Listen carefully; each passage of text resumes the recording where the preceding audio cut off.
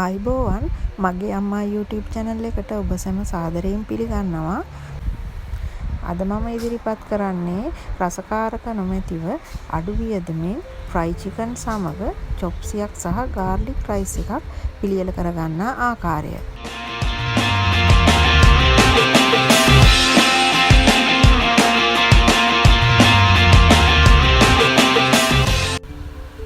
අපි දැන් බලමු මේ සඳහා අවශ්‍ය වන්නේ මොනවද කියලා. මේක දෙදෙනෙකුට ප්‍රමාණවත් වන ආකාරයට තමයි මම පිළියෙල කරන්නේ. කැරට්, බෝංචි, ගෝවා හොඳින් සෝදාගෙන මෙන්න මේ ආකාරයට කපා ගන්න. ඒ වගේම බත තෙම්පරාදු කිරීම සඳහා සුදු ලුණු 7-8ක් ලොකු ලුණු ගෙඩියක් අවශ්‍ය වෙනවා. චිකන් ෆ්‍රයි කර ගැනීමට ප්‍රථමයෙන් අපි සීසන් කරගන්න ඕනේ. ඒ සඳහා අපි මිරිස් කුඩු, ගම්මිරිස් කුඩු, ලුණු කුඩු, දෙහි හොඳින් අතගාගෙන විනාඩි 20ක් පමණ පැත්තකින් තියලා තියන්න.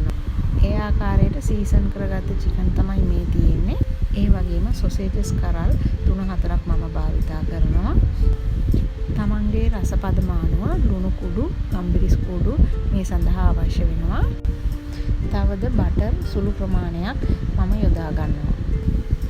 මේක මම දෙදිනෙකට සෑහෙන්න සක්සන නිසා හාල් කෝප්ප එකමාරක් ලුණු එක් කරලා උයා ගන්න ඕනේ. කීරි සම්බා තමයි මම මේ සඳහා පාවිච්චි කරන්නේ. ඔයාලට කැමති හාල් වර්ගයක් මේ සඳහා යොදා ගන්න පුළුවන්. දැන් අපි ඉස්සරලාම චිකන් එක ෆ්‍රයි කර ගන්න ඕනේ. මේ සඳහා තමන් කැමති තෙල් වර්ගයක් භාවිතා කරගෙන අඩු බින්දරේ විනාඩි 20ක් පමණ චිකන් එක ෆ්‍රයි කරගන්න.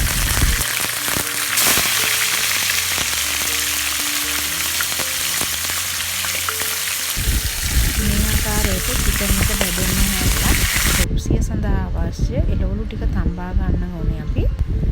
වතුර හොඳින් රත් වෙන්න හැරලා ඒකට ලුණු එකතු කරලා ඊට පස්සේ එළවලු ටික එකතු කරන්න.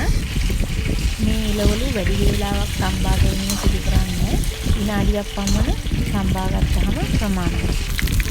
චිකන් ටික දෙපැත්ත මාරු කරමින් අඩු බින්දරේ බෙදගත්තට පස්සේ මෙන්න මේ ආකාරයට තමයි තියෙන්නේ. මේක දැන් ලිපෙන් ඉවත් කරගන්න. දැන් අපි පිසගත්ත කීරි සම්බයිගෙන් ගාර්ලික් රයිස් එක සාදා ගන්න එක ආරම්භ කරමු. මේ රයිස් එක වඩා සුවඳවත් වෙන්න මම පොඩි දෙයක් කරනවා. අර චිකන් එක බැදලා ඉතුරුන තෙල් මම මේ සඳහා භාවිතා කරන්නේ. ඉතුරු වෙච්ච තෙල් ඔයාලා කල් තියාගෙන නම් භාවිතා කරන්න එපා. ඒක ශරීරයට අහිත කරයි.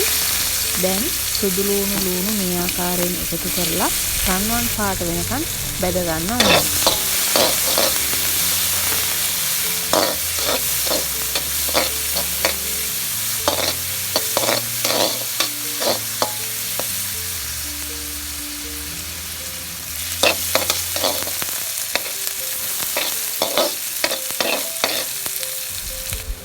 දැන් අපි මේකට බත් එක එකතු කරලා හොඳින් කලවම් කරගන්න ඕනේ.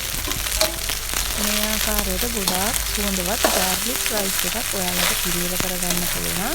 තම කිසිම රසකාරකයක් මේ සඳහා එකතු කළේ නෑ.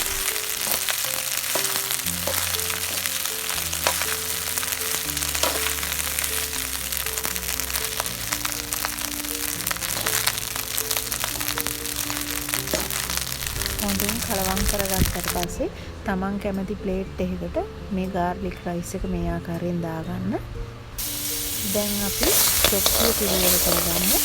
සාස්සිය රත් වෙන්න ඇරලා ඒ සඳහා මම බටර් ස්වල්පයක් එකතු කරනවා. මේක මම වැඩි වෙලා රත් කරන්නේ නැහැ. ඒකට මම අර කපාගත්ත සොසේජස් එකතු කරනවා.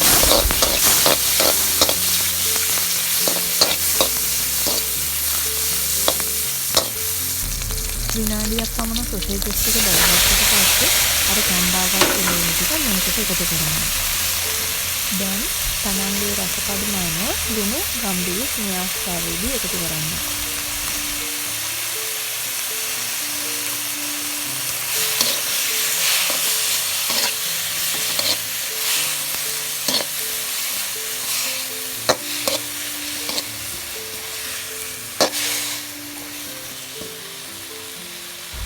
මේක වැඩි වෙලාවක් ලිපේ තියන්න එපා. එතකොට එළවලු වල වර්ණය වෙනස් වෙන්න බලනවා. මේ ආකාරයට ආකාරයට සාදාගත් චොප්සිය ගාර්ලික් රයිස් එක මතට දැන් අපි දාගමු. මේ සියල්ලම පිළියෙල කර ගැනීමට මට ගත වුණේ පැය භාගයක් පමණ කාලයක්. ඔයාලත් මේ ආකාරයෙන් රසකාරක අඩු කරලා ගුණාත්මක ආකාරයෙන් මේ වගේ ආහාර පිළියෙල කරගන්න. ඒක තමන්ට වගේම තමන්ගේ පවුලේ අයගේ ශරීර සෞඛ්‍යයට වඩාත් හිතකර වෙනවා. දැන් ෆ්‍රයි කරගත්ත චිකනොත් මේක උඩින්ම තියලා මේසයට යවන්න.